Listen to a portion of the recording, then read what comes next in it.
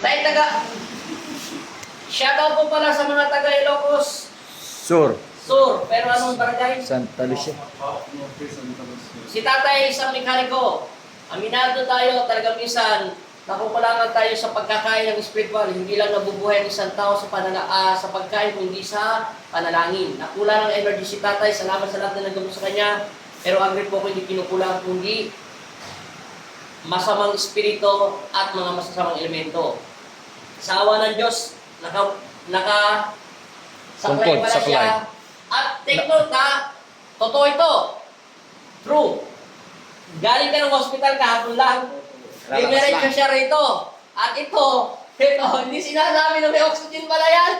Itong mga pangit na itong mga alalay ko, wala na silang sinasabi na oxygen pala to. Nag-charge ako ng malakas na energy. Mabuti, kinaya. Pero malalaman ko nung pag di kinakaya, humihina yung energy. Pero masaya ako, isinuka na ni tatay yung sakit niya, galing sa elemento, dagdagan ng pagdarasal, pagbitan yung laman loob, kasi may gout siya, totoo yun. At saka, kidney.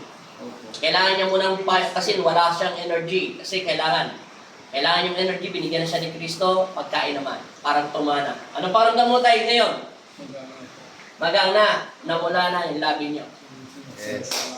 Yung sinok-sinok lang, hindi pa namin siya masyadong ma-alignment.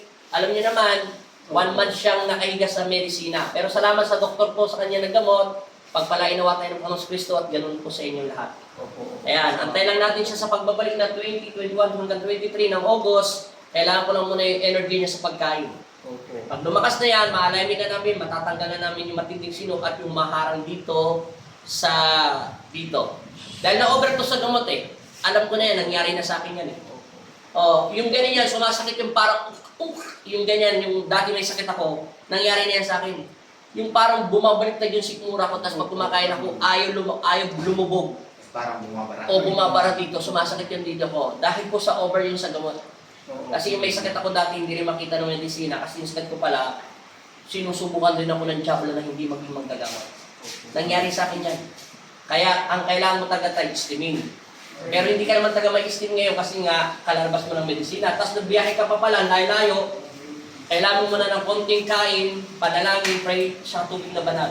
Okay na tayo, malakas na. Ingat tayo. Kanina, nakasaklay yan. Dadalang tayo. Hoy! Nakita nyo? Tumayo mag-isa. Tumayo yung isa. Pakita mo saklay. Ito. Ay! Anak ko. Huwag kang magpadali tayo. Binigyan pa kayo ng 1,000. Yan. Di ba? Yan na. Pero hindi kita inutusan tayo magtanggal ng saklay, ha? Kailangan lang muna magpalakas tayo. Tungkod, ganun. Minom ng gamot, kumain. Kasi may vitamins ka tayo. Kailangan mo nang makakain para mawala. Tapos inom ka ng maligam-gam na tubig. Yun ang banal na tubig, ha? Alam mo na yun, mga hindi ka natutukuan pa. Dahil pinagbawalan ka naman taga ng doktor, kumain ng mga laman loob. Kumain ka ng mga gulay, isda, ano pa ba, mga alagos ng kamote, basta kung ano, alam mo, kamote kahoy, saging. Wala, parang gumana. Wala na yung masamang espiritu at wala ng elemento. Salamat taga sa Ilocos. Siyempre mo nila may pasyente itong auno. Ihi ka. Okay, parang na tayo, bye-bye. Parang na tayo. Parang na, bye-bye. Parang. Yan, nakakalakad na ha. Salbay kayo, hindi nyo sinabi na may oxygen pala yan. Nakita ko yun. Salamat po, thank you so much. Bye-bye. Kahit saan kayo umuwi, basta pagdating ng